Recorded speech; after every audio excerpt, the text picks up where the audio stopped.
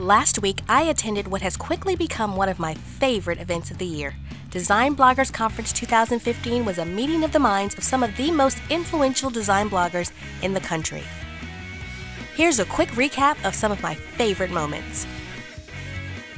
I took the earliest flight out of Baton Rouge on Wednesday morning and arrived in Atlanta just before the mayor of the city declared a state of emergency due to the impending snowstorms. I hopped into a cab and jetted over to ADAC to catch a presentation by John Loecke and Jason Oliver Nixon, the brains behind Madcap Cottage. Then I heard from Liza Graves from Style Blueprint as she shared some keen insights about the importance of consistency when developing your brand. The shuttle then whisked us over to Phipps Plaza for the Luxury Living Show and Outdoor Design Showcase sponsored by Atlanta Homes and Lifestyles.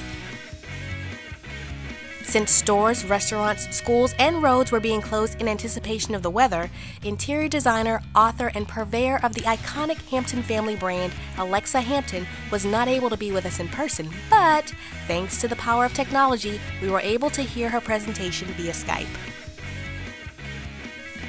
We returned to the Grand Hyatt Buckhead Hotel, which was the host hotel for the conference, and after checking in at the registration desk, we got to mix and mingle with the exhibitors and event sponsors.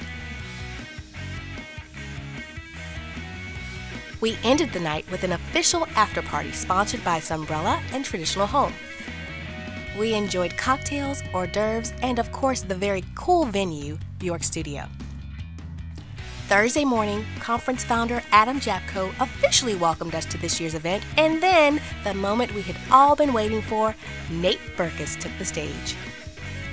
I know you're wondering, so let's just get this out of the way. Yes, Nate is as gorgeous in person as he is on TV. Maybe even a little better looking if that's possible.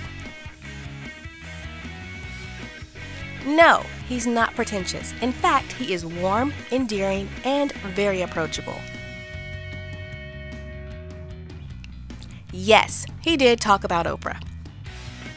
During his presentation, Nate talked about giving ourselves permission to take that design risk, permission to know what we want and maybe even what we don't want out of life, and finally, permission to believe that we are inspiring. My favorite takeaway from Nate was this quote about perfection. This is something that I think our profession struggles with as a whole, so it was very refreshing to hear him remind us of this.